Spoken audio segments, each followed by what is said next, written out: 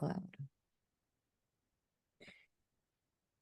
Hey, everybody. Welcome to the group coaching call tonight for the Young Entrepreneur Syndicate. Tonight, we are covering the topic of staying relevant and connected. And I was really excited to talk about this topic, especially because I feel like it applies to so many different facets of our lives and our businesses. And I feel like there have been some moments for me running, the Sunday Brunch Agency where I've had experience with relevancy and connection that I wanted to share with the group. So the agenda for tonight that we're going to kind of cover is, and I'll sprinkle stories throughout.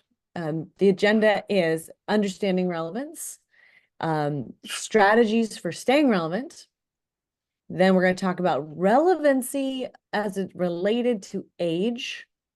Then we're going to talk about the importance of building connections and fostering engagement related to relevancy. So that is sort of the roadmap of where we're going tonight and how we're gonna cover this very interesting topic. And just as like a general overview thought, I think as we're as society right now, we're transitioning in this year more than ever before with AI.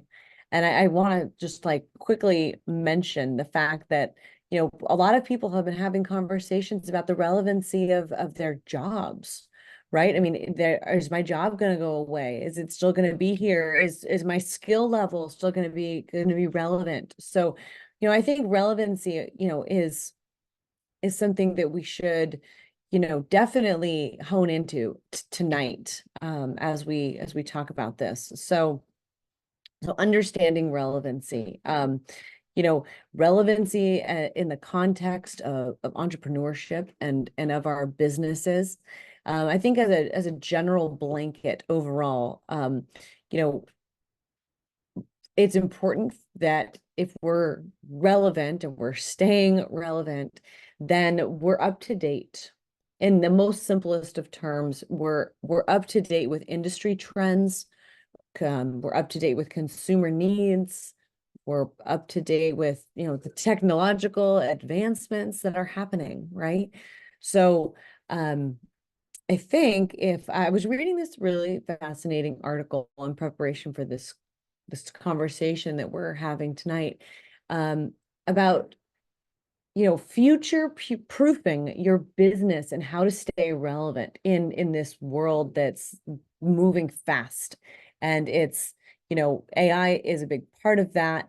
But how are we not just surviving but thriving in this, in this business world? How are we staying on our toes? How are we not getting caught on our heels?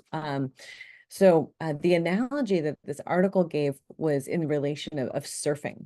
And I thought that was kind of cool. I live in California, the Huntington Beach surf capital, right? So the point that they made was to catch waves, surfers have to be flexible, right? Constantly shifting their weight and adjusting to the rhythm of the ocean. And similarly, businesses have to be flexible. That means that you kind of have to like bob and weave through the market changes without wiping out. So if adaptability is your surfboard, then that's what's going to keep you afloat. And that means that you're not just reacting to changes, but you're anticipating them.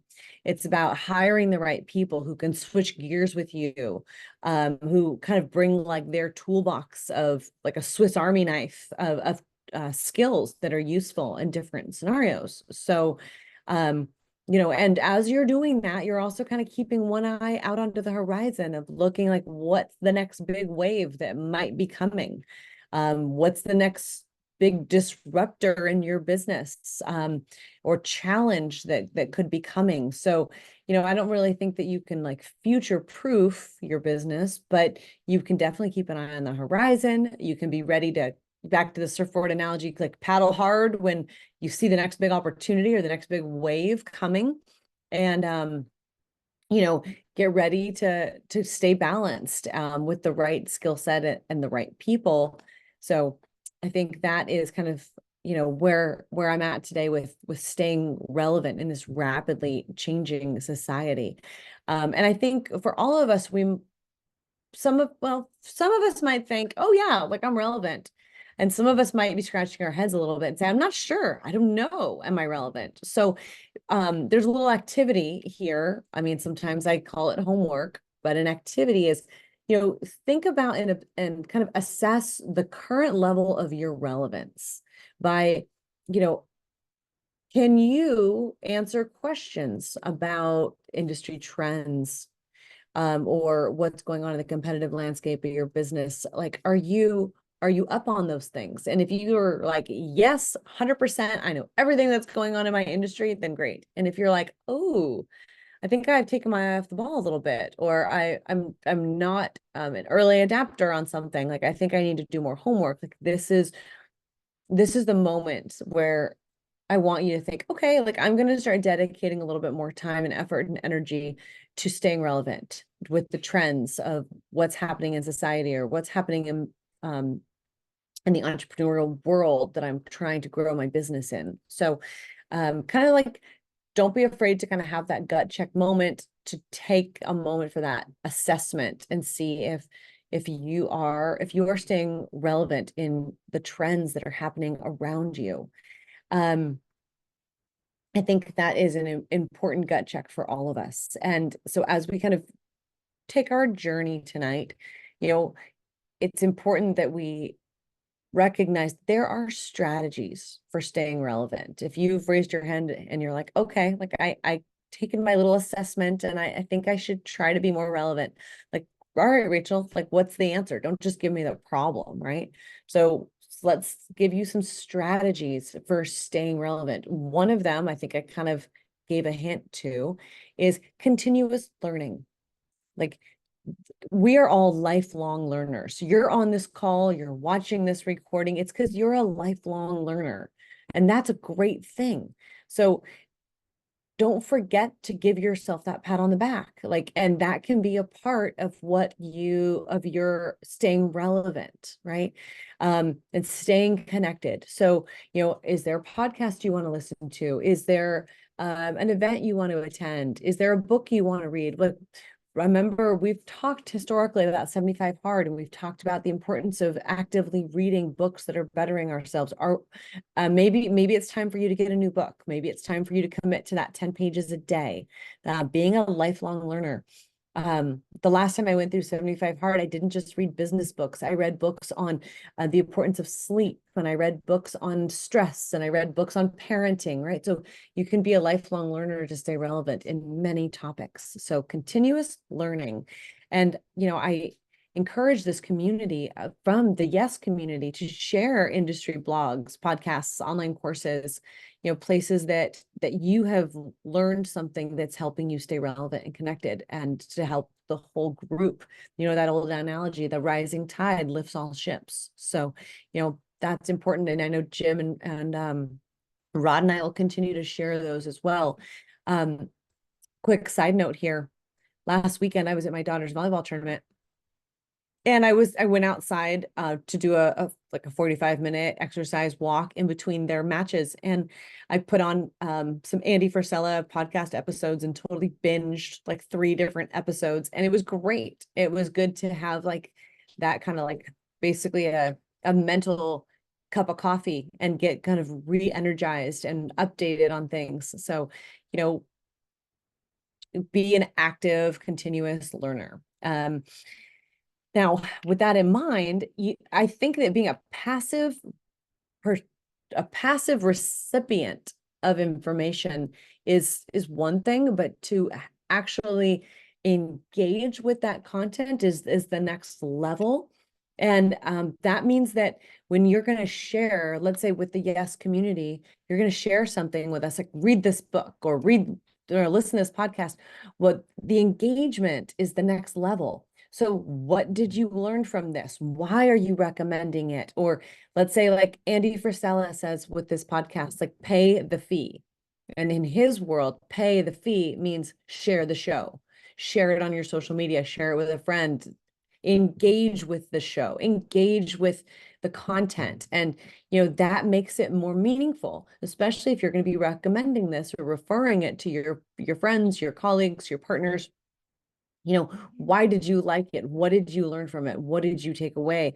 And that also like shares your expertise, your knowledge, and your relevancy with the content. And as you're currently digesting new information, it keeps it top of mind. I think sometimes we read something or we listen to something, and over time we kind of forget that we know it, right? How many times have you been like at an event or speaking and someone asks a question and all of a sudden your brain kind of goes to that box in the back of your memory and you're like, oh yeah, I know about that. I read about that. I know it. So, this is going to help keep you sharp. It's going to help keep you active when you are networking or you are being asked these questions from your community. So, you each have a strong professional network, and this is one of those places. So, you want to be able to engage. You want to be able to provide tips. You want to be able to share your insights and have a more valuable dialogue. So being able to be a continuous learner, being able to engage with the content, and being able to use that for your networking or for your collaborations, right? And then, don't just be a passive participant who digests that information and maybe you're going to share it, maybe you're going to put your opinion with it, or maybe take it one step further. Maybe you're going to innovate from there. Maybe you're going to read about AI prompts, and then maybe you're going to innovate and come up with a better one. But I think that as you're actively engaged, like there are ways that you can adapt the technology, the ways that you can make it more meaningful to you, the ways you can innovate it for your business or for your life. So keep that door open and know that things are changing fast, not just for you, but for everybody around you. So the more you stay up on it, the more you talk about it, the more you engage with it, the more you use it as part of your networking. I know I always say this, but it also comes back to your personal brand. Then that becomes part of what you're known for. So then you become as a relevant, connected, innovative leader. So, and as an entrepreneur, that is part of the definition of what you signed up for. So this is a really great time to be an entrepreneur and a great time to stay relevant because the information is changing so very rapidly. So as I transition to the next part of my talk here, I think relevance based on age is where my mind went first with this topic, because I feel like there's two extremes when it comes to age with relevance. And a few years ago, I had a client, let me tell you a story. She was an older woman in her 70s, I'm pretty sure. And she had had a very successful career for, since she had started, in her 20s or 30s, a long-standing career, a C-suite career. And she had retired, maybe let's call it at 60, maybe 55-ish, okay? She decided in her 70s to write a book. And it was a great book. It was a business book. It had chock full of advice and great stories. And the timing wasn't right for this book for her. And let me tell you why. It's because, and it was a really hard conversation with her because she wrote this great book. We even decided to like try to be more modern, that we would have like video modules. Each chapter would have a video module, and she would record a special message that accompanied each chapter. And there was this interactive component, and like we really tried to stay modern. But the problem was her relevance it wasn't there. Like she had missed her window to give this kind of advice because she'd been retired and out of the game for too long. All of her connections, all of her quotes from people or praise for her book were all from people who had retired. They were all these C-suite executives at all these big national and international companies, but they'd all retired. So now all of a sudden you had all these retired people trying to give advice to the next generation, and the next generation wasn't that interested in what they had to say, which is interesting. I think it says something about our society and about, like, the value we are placing on the advice of the people who've come before us. So similarly, I'll tell you another story. I have a work connection woman that I've known for a long time. She's, again, a C-suite executive.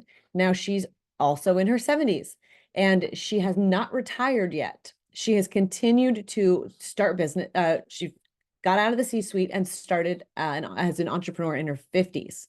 Now she is currently the head of a big women's networking organization. She never stopped, and her connections have remained fresh. Her advice remains relevant because she didn't step away and then try to come back. Now, I think that, her experience right now, I just saw her a week ago, and she was saying that, she has a lot of wisdom to share that she would like to pass on to the next generation of up and coming leaders. She was like, it's fascinating. Some want to listen to me and some don't. And so even though she's stayed relevant, she's still fighting this ageism.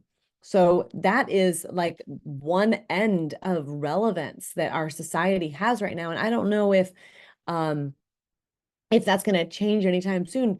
And I think it's because things are changing so fast that people think, oh, well, they're older, they don't do things the modern way, they don't know what, how we're working now or how fast things are going. So there's this, but there's different skills that are evergreen that any age can, regardless of where, their age, can teach you. And there's something that they can pass on that you can still learn from. So it's a tricky time, because then if you let the pendulum swing the other way, then there's also like the conversation of relevance based on age for those who are very youthful, right? So if you're very young, you might be almost like, what's the word?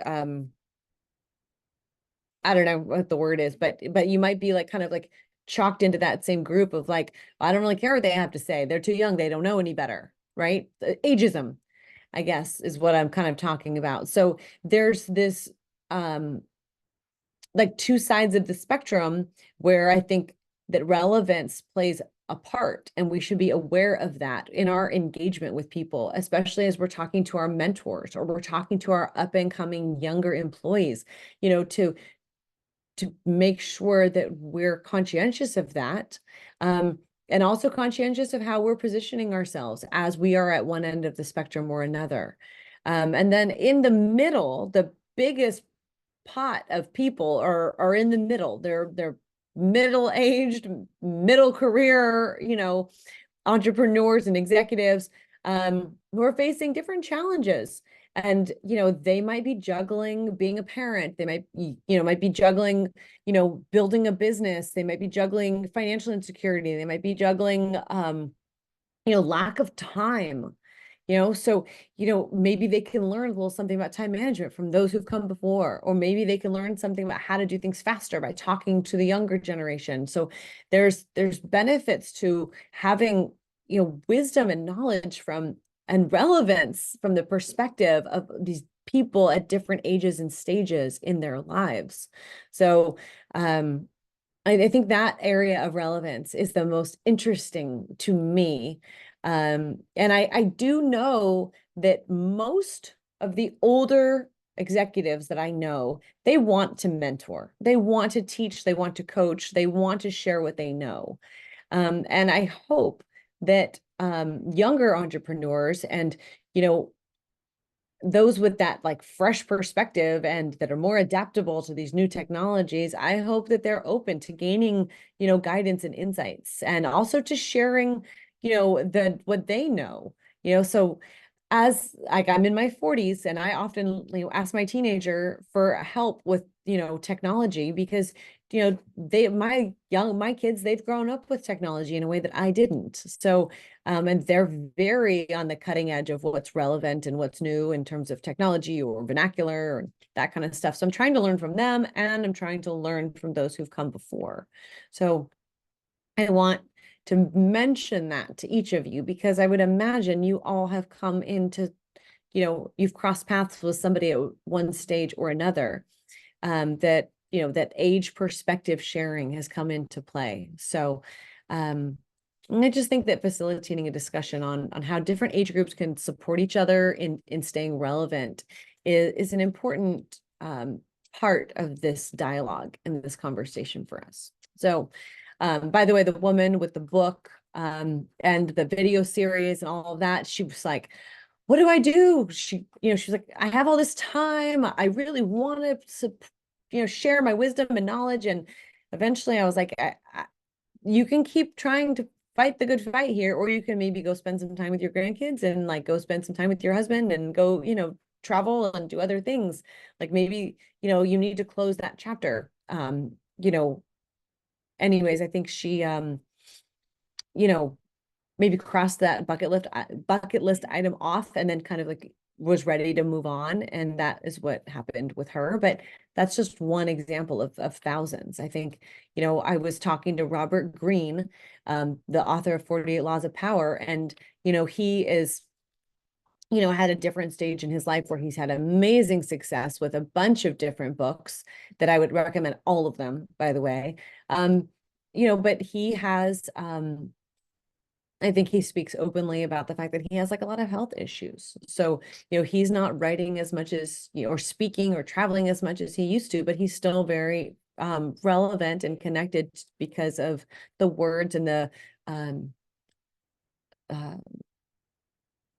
what was I going to say? The topics and that, that he has covered over the years. So anyways, okay. Moving on from that one into building connections and how building connections helps us stay relevant and connected. I'm going to take a sip of water. So just bear with me for a second.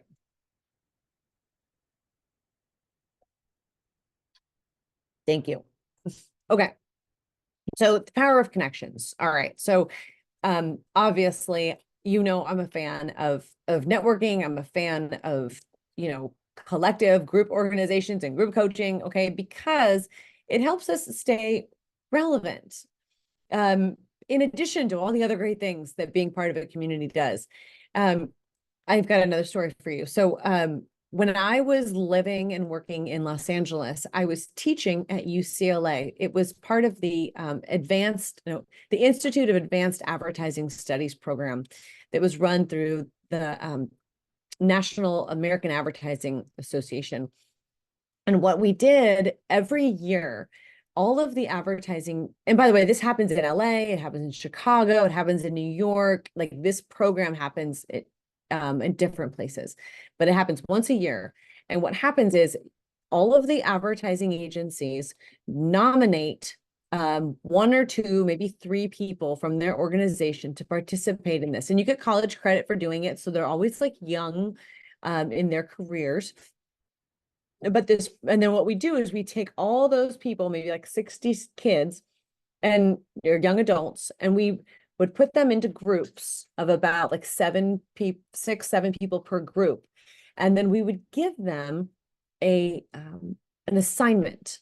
And we would get the advertising agency involved that had this piece of business. So for instance, one year it was Taco Bell. So we had, it was Deutsch at the time that had the Taco Bell account. And we got the Taco Bell client involved. And we gave these students, all in these different groups, the same assignment. And the task was, at the time, they had to launch what was at the time called like the third meal of the day.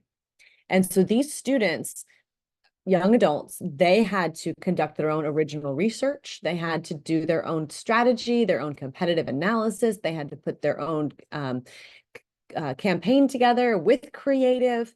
And then at the end, it was almost kind of like The Apprentice, where all the groups had to present their campaign, not only to the teachers, to us, but also to the Taco Bell client and to the advertising agency. And then one of them would win. And so, as this was progressing, it took a whole semester to go through. We would meet once a week, where we would have a guest lecturer come and speak to the class on an area that they needed to work on. Maybe it was on research or on strategy or on creative development or on app development. So they were learning a different component of advertising, and they were applying it to this basically like master's program of bringing this to life, which culminated in a pitch. Now, the reason this story is relevant today for what we're talking about is because when I initially agreed to teach this course, I thought I was doing it to give back. I was like, oh, this is really wonderful. I'm going to be giving back to these students. And I got so much more out of it than I ever could have dreamed, because I'm meeting with these young, bright, driven adults who have a very unique perspective on all of what we're teaching them. I'm also collaborating with all the different advertising agencies and bringing their experts in to speak. So the connections, the power of connection, of bringing all of these people together once a year was absolutely like the most valuable, special time. I was so honored to do it. And I always walked out of there every day or every week more motivated than I ever could have imagined. And by the way, the reason one year we did Taco Bell, one year we did Pedigree dog food. Every year there was a different client that was involved in this. And I wanted to do it because when I was young in my career, when I was in my early 20s, I was a participant in this program, and I thought it was really meaningful then. And I mean, it just blew me away what it was like to be on the other side, where I thought it was going to be all service-based and all giving back, but the power of connections were very meaningful.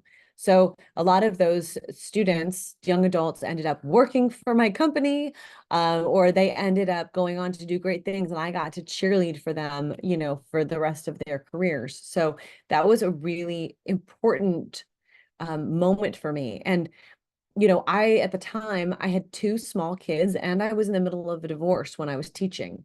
And I'm sharing that behind the scenes part of it with you guys, because when you get asked to participate, when you get asked to serve, when you get asked to, donate your time or your effort or your wisdom, say yes. I mean, I easily could have had an excuse to say no. Oh, it takes too much time, or, oh, I don't want to sit in traffic, or, oh, I don't have the bandwidth. But, I found a way to make it work, and it was so meaningful. And I'm so grateful that I said yes. So people often ask me, even today, I'm on the board of the National Charity League with my daughter, and they were like, "Well, aren't you busy? How do you have time for that?" I'm like, well, I wouldn't say no, because it's going to open doors and give me the power of connections. It's going to give me more reason to stay relevant in her life and in an organization that she's involved with. So for those who don't know, National Charity League is an organization that's been around 100 years this year. They're celebrating their centennial, and the organization is all about mothers and daughters donating their time to volunteer and give back to the community together. You have to do so many hours every year. It also teaches leadership skills to young girls. They have to run a monthly board meeting. They have to hold board positions. They have to do minutes and motions and all the things. And so we're giving back to the community. We're building young leaders, and we're spending mother-daughter quality time together. So why wouldn't I want to say yes to that? So as in your lives, as you're presented with more opportunities, whether it's with your kids or with your job or with your community, I will, encourage you to say yes, to keep you engaged, to keep you relevant. A couple years ago, I remember I went to my first National Charity League event with Elizabeth, and I didn't know anybody, and I didn't have anybody to talk to, and I felt kind of out of place, and I felt like, well, I guess I'm here. I'll just, kind of soak it all in. I wasn't relevant. I didn't have anything to provide or offer except for small talk. But now, 3 years later, I'm on the board. And anytime I go to an event, I've got a lot of people that I know who know me, who need something, who I can help, who we need to talk about an issue or a topic that's, going on that's relevant. And so I'm very connected, and it's very relevant, and it's very relevant in my daughter's life, and to, helping her have those connections too. So think about also that your relevant connections that you're making are not just for you, they're for your business, they're for your kids, they're for your spouse, they're for your community, in all those different ways that you are saying yes, or that you're engaging, or that you're networking. It keeps you up to date. It keeps you relevant. I believe that it's also helpful to take small breaks. But I don't think that you can unplug and go retire for 10, 15, 20 years and then expect to come back in the same capacity, in the same way that you were. You have to recognize that your relevancy and your connectedness is going to be different then than it was, when you were at the top of your game or you were totally involved with things. So, just managing your expectation and realizing that it takes time. And I was consulting with a client today of mine, and she wants to grow her business. And we were talking about the power of networking, and we were talking about where she should go get involved. And so we talked about maybe she could get involved in a chamber, like a local chamber of commerce. There are certain ones that I think are better than others for different reasons, but we talked about that. Then we also talked about the power of nonprofits, because she was had a philanthropic connection that her heart was near and dear to. So she wanted to consider maybe getting involved with the charity. So after we went through that and talked about the pros and cons of that, then we came back to the conversation of, it doesn't really matter which one you sign up for first. You can sign up for one or two or three of these different brainstorm ideas that we had, but signing up isn't the key. Signing up is just opening the door. The most important part is showing up. Whatever you're going to get involved with, you have to be actively involved. You have to show up. You have to go to the meetings. You have to go to the networking events. You have to, take the time to be an active, engaged participant or leader in that organization. Because otherwise you're not that relevant. You're just kind of, just like a wallflower, and that's not going to get the job done. That's not going to help you make more meaningful relationships. That's not going to help you get more clients, and that's not going to meet your goals. So as you're there, just make sure whatever you sign up for, that you are actively engaged, and you're providing solutions, you're providing resources, you're providing a service, you're, what's the word I'm looking for? Encouraging other people, with your time while you're there. So, all right. So now let's go a little bit deeper into engagement and the importance of how can you engage with customers? How can you engage with your peers, your industry leaders? That's a great way to stay relevant. So let's say you're networking and you meet someone that you or you talk to somebody that you wanted to talk to. And so let's say there's somebody that you want to talk to, but you don't, but you want their business, right? So I'm going to encourage you, never ask for their business. Never be like, oh yes, I've been really hoping to meet you because I really want to pitch my services to you because I think I can do a great job for you. That's not a win, and that's not genuine engagement. What I want you to think about is, how can you help them besides the service that you're offering? Maybe you have a great dialogue with them about, I don't know, the importance of mental health and wellness, and you talk about meditation. And you're like, oh, I've got this great guided meditation on YouTube that I'll send it to you. I think you'd really enjoy it. Or, oh, I read this great book on, I don't know, anti-inflammatory digestion or something. And you're like, oh yeah, I'll send you a link to it on Amazon.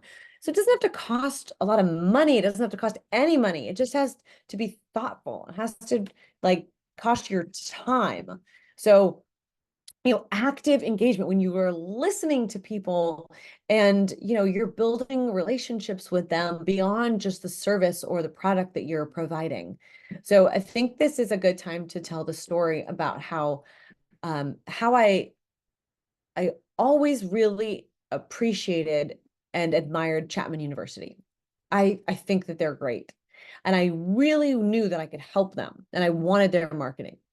but I didn't know how to get it, as I think working with a college is kind of a big deal, and I didn't know a foot in the door. So about a year ago, they hired a new director of at the entrepreneurship college at Chapman. And so I reached out to her, congratulated her on her new position. And she was like, "Oh, wow, that's so nice." She was like, "I start in a couple weeks." I'm like, "Oh, yeah, I know. I just wanted to say congratulations." She's like, "Well, do you want to like meet for coffee?" I said, "Sure, I'd love that." So we grabbed coffee, and during our coffee, we chatted about our love for Chapman and the Orange County community. And, we discovered that we both like to cycle. And I was like, "Oh, that's so great. I love to cycle. I'll happily cycle with you someday." She was like, "Oh, well, I cycle on Saturday mornings with the Newport Beach Triathlon Group." Great. Never mind that Saturday mornings, my son has baseball. So it's a terribly inconvenient time for me. Um, and like I don't do triathlons, but I'm like, "Oh, sounds amazing." So I moved hell and high water. I had somebody else to take my son to Saturday morning practices. I was like, I got to figure out this triathlon thing. I'm going to start doing this. So I started riding with her. And while we were riding, never mind that like we also like weren't paced the same, like our school skill level wasn't the same, but it was fine. Because that wasn't the objective. The objective was to build a relationship on like a meaningful, relevant, connected relationship. So over time, a couple weeks, months, whatever, she was getting ready to put in an RFP to the state of California for some project to help bring more diversification to entrepreneurship in Orange County. I'm like, "Oh, that sounds so amazing." She was like, "Well, yeah, well, there's a whole marketing section. I don't know what to put." And I was like, "Oh, let me help you." So I helped her write that portion. Obviously, I was like, "Well, can we be this marketing solution for you?" And she was like, "Oh, yeah, sure. I mean, I wouldn't have thought of it, but yeah." I'm like, "Perfect." So then we won the grant. We've been working together for the past almost a year now. It's like, but none of that happened on accident, right? Like I put those like things in place because I was like, "Well, I just want to build a good relationship with a good person who works at a good place that I believe in." And, over time, it all worked out. So I hope that story inspires you to think, all right, well, what organization do I want to invest my time in? Where do I want to show up? How do I want to engage with these people that I'm going to be meeting in a meaningful way? It's not just always about transactions. It's not about what can I sell you, right? So how can I make a meaningful impact and a difference in your life? How can I be your new cycling buddy? How can we do some good and, you know, something that aligns with your values? So I know we talk about that a lot here, but it's really important. So anyways, so you should be regularly engaging with your customers and with your potential customers and with your community. Maybe it's like me and you end up going cycling with your community, or maybe you're going to volunteer, like I'm doing with my daughter, a National Charity League, and we're always volunteering at different places. Or maybe it's communicating with people on social media or sending emails or something that you can do that builds your trust, builds your credibility, builds your relevancy, and furthers and deepens your connections. So, and as that's going on, you're going to start championing for other people. They're going to start championing for you. You're going to start collaborating more. You're going to be exchanging those ideas and best practices, and that's how you're going to find success. You're watching the recording of this for whenever you see it, right? And you're probably thinking, "Man, like I want to know more about something that Rachel said." Like, reach out to me, ask me more. I'm happy to share with you, and I'm happy to learn from you. And then if you've got other insights that I should be considering, or insights, like, please, like, that would be great, of a two-way dialogue, of peer collaboration that we really want to foster here. So as you're doing this, the other piece that I do sometimes is thought leadership. And thought leadership can come in the form of writing a book, which I've done. It can come in the format of writing a blog, which I do. Or maybe you're giving interviews on other podcasts, something where you can share your expertise. With National Charity League, with my daughter, the leadership, before I was on the board, they found out what I did, and they found out I wrote a book, and they asked if I would come and speak. And I was happy to do it. And I led the girls through a leadership exercise, and I gave everybody a copy, and that was wonderful. I was happy to share that. So, just think about what tools you have that you can share, that where you can express your thought leadership. Where can you get involved? So when people ask you, just say yes, even if you've never done it, and you will find a way to do it. You'll plan ahead, right? You'll make a plan. If you've committed to something, maybe it's speaking on a panel, maybe it's giving a keynote, you've never done that before. Like, there are people out there who can help you, like Rod and Jim and myself. Like, that would be a good place to start, tapping into our knowledge base and our network and our connections. How can we help you? How can we help you identify the key stakeholders or the key points, or how to give a talk, or how to write a book, or, how to help, curate your social media, whatever it may be, right? But we'll help you plan to have success with whatever you have said yes to. As long as there's a little bit of time, right? Like, don't be like, oh, I said yes to this thing tomorrow and I need to know how to give a keynote. It's like, all right, well, we need like a hot minute to teach you and coach you and guide you. And, maybe there's some PR training there, that kind of stuff, which would be fun too. So sharing engagement ideas. Let's see. I think we kind of covered that. So I don't really need to dive into that one. So, all right, but I do want to pause on key points. So what were some of the key points? Just to recap, like, what did we talk about today? Like, what did I say? So, all right, so I talked about the importance of staying relevant. And in order to do that, it requires continuous learning. It requires engagement. It requires networking and being adaptable to changing situations and to saying yes. We talked about the importance of building connections that are meaningful and valuable. These are going to be important for support and feedback and opportunities. We talked about how age can be an important, relevant factor, both, on the higher end and on the lower end, but different stages of life offer unique opportunities, unique wisdom and unique challenges. And so that's an important part of our dialogue from today. We also talked about active participation, practical application of these strategies. So you have to be actively engaged. You have to be practical about what your bandwidth is, but also know that most of the time when you say yes, you're going to find a way to get it done. You're going to find a way to succeed. And you're already here. You're already part of this group. You're investing in yourself. You're investing in your future. And, staying relevant is important to you because you are here and you're part of this community. So those were the highlights for tonight. And I am fairly certain that I am wrapping up. Okay, so I don't know if anybody is here at the moment, but that's okay. I'm still here. Oh, you're still there. Okay. I'm listening. I couldn't tell. All right. Well, Jim, is there any questions that you have or anything that you want to talk about then? No, this was relevant for me tonight, coincidentally, because a lot of the work that I'm doing right now in the consulting space revolves around that relationship building. It revolves around relevancy, thought leadership, networking, connections, the slow sales, the long game. So a lot of this stuff was very timely for me right now. So it's a patience thing. It's like you said, you can't jump in and look to make sales. It's the trust, it's the long term, it's when the time is right, but it's staying relevant to get there. So good topic tonight. 100%. Well, and I think it's interesting that normally when I talk with the group, I'm all about the tactics and I'm all about, how's the marketing for this, right? So I'm covering a soft skill topic tonight. So that was fun for me too, to dive a little deeper into it with you guys. So I'm glad this was relevant for you tonight. I think it'll be relevant for everybody who watches it later. And we are going to wrap up here. So have a great rest of the day. And I'll talk to you soon.